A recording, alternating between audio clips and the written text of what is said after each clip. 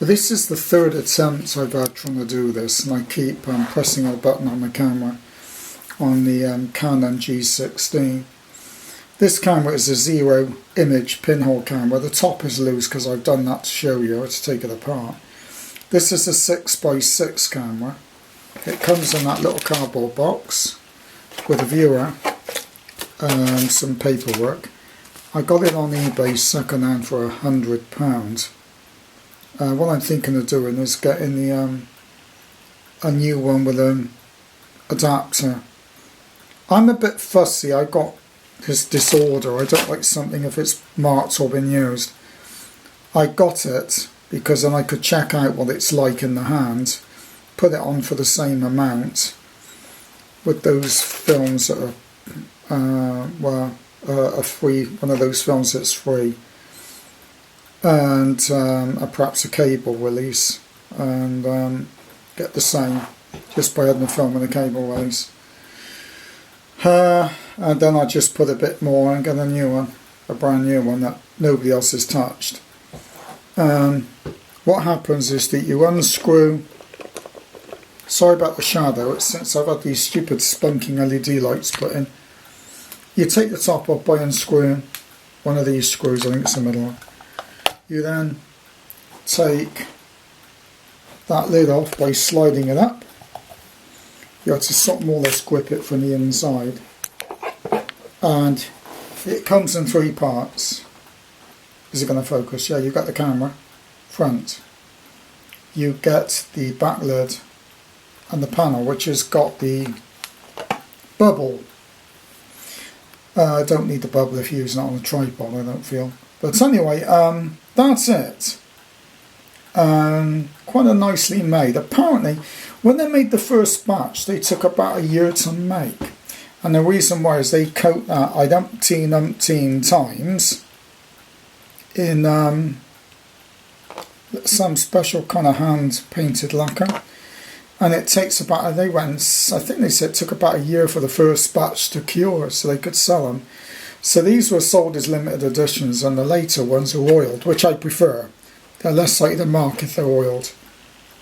And they sort of hold the condition better, the oiled ones. But these are collectors. Well, they said they're collectible. I don't believe that for a minute. It's either works or it don't. And in there, as I say, you get like this viewer, some kind of thank you for purchasing it. There doesn't seem to be any instructions. Maybe there was a sort of manual, but I can't find anything. And there's a certificate. 6 editions, 6365. Well, that's not really a limited edition, so I don't know how many they put edition number. This camera was originally designed and handmade. Model number edition. They call this the Zero Special Edition, but come on. 6,000 of them, where 1,000 of them, yeah. They say they're collectible. If they made 20 to 100,000 of them, they're not exactly low number, are they? If they made a couple of hundred, then you could call it a limited edition, couldn't you? 2000, I think they were made in 2000. They've been making them about 20 years, I think. They still make them, they're still sold. So anyway, that's a little bit about that. And the way the shutter works, I'll show you. Not all of them have got this brass fitting. If you buy that camera on its own, without the level, without that shutter, it's 93 quid. It's £173.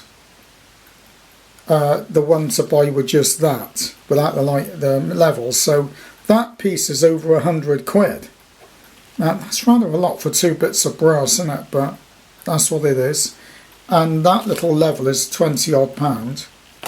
The one I want has got the filter ring. It doesn't have the level. So, I mean, you're talking quite a bit more if I want the level.